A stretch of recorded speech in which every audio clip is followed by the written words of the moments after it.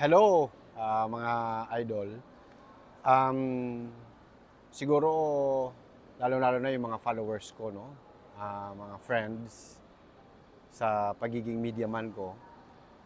Maraming nagtatanong na, Idol, nasan ka na? Ba't pagala-gala ka na lang? Kung saan-saan ka nagpupunta, hindi ka na nag-program, di ba?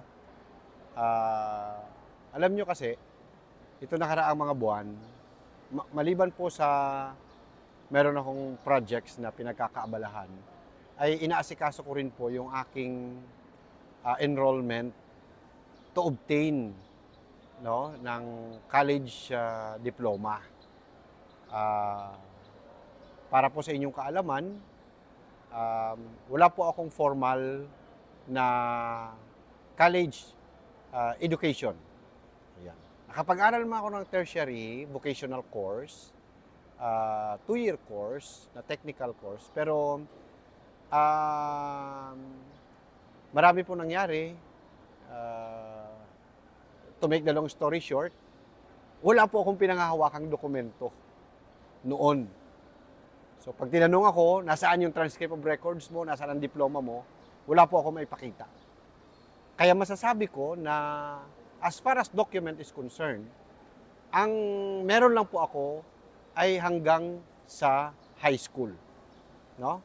Hanggang sa ibig sabihin, high school graduate. As far as documents is concerned. Kaya, matagal kong pinangarap, matagal kong hinanap kung meron bang paraan na ang isang kagaya ko na 25 years nang nagtatrabaho bilang media practitioner, ay pwede pa ba ako makapag-aral or pwede pa ba ako magkaroon ng sariling diploma? At napakasaya ko po kasi na-discover ko na mayroon palang paraan. At ito nga po ay ang tinatawag na ETEEAP. ETEAP. Na ang ibig sabihin po ay Expanded Tertiary Education Equivalency and Accreditation Program. Ito po ay programa na matagal nang ginawa, matagal na pong ini-implement ng ating gobyerno. 1996 pa po ito. 1996 pa. Inisyu ni dating Pangulong Fidel Ramos ang executive order na bumubuo po ng programang ito, no? Tinatawag na ETIAP.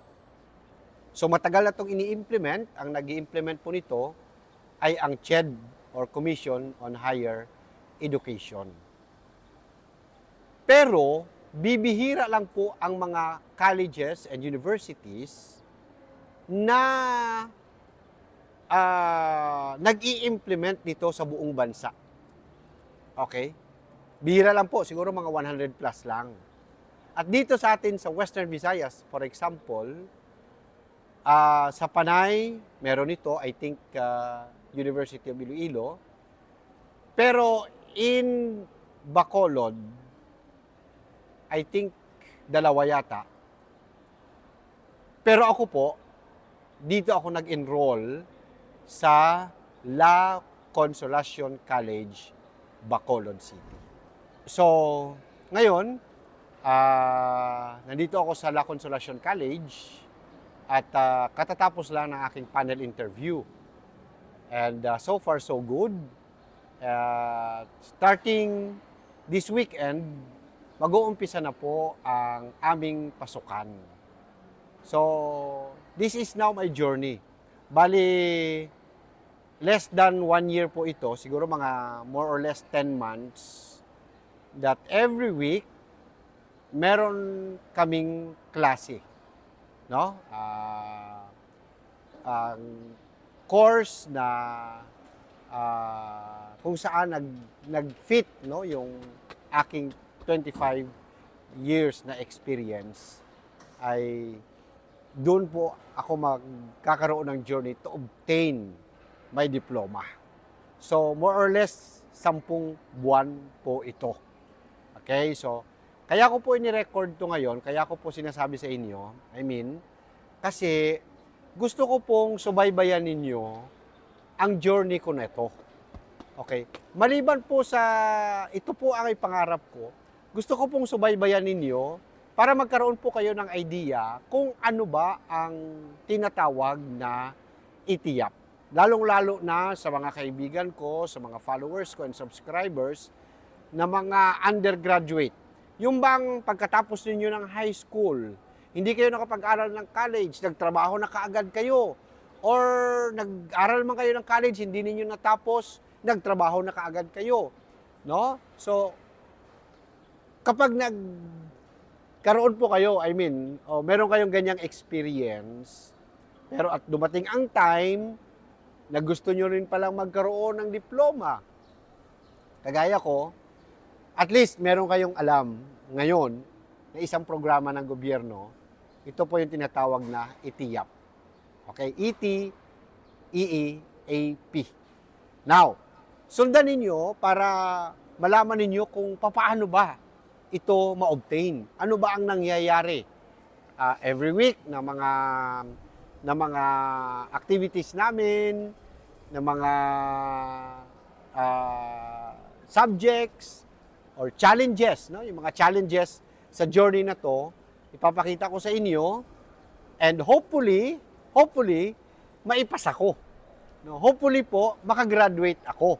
Hopefully maging successful ako na makuha natin yung diploma after nitong siguro more or less 10 months. Okay, so siyempre hindi ko pa masasabi ngayon na makukuha ko talaga. Pero I will work hard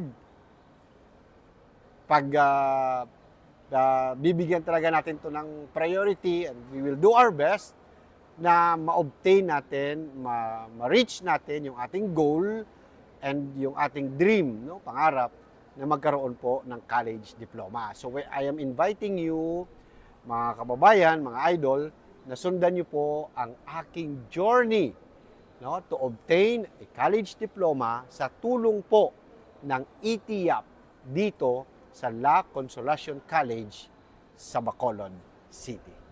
Good luck sa atin. Salamat po.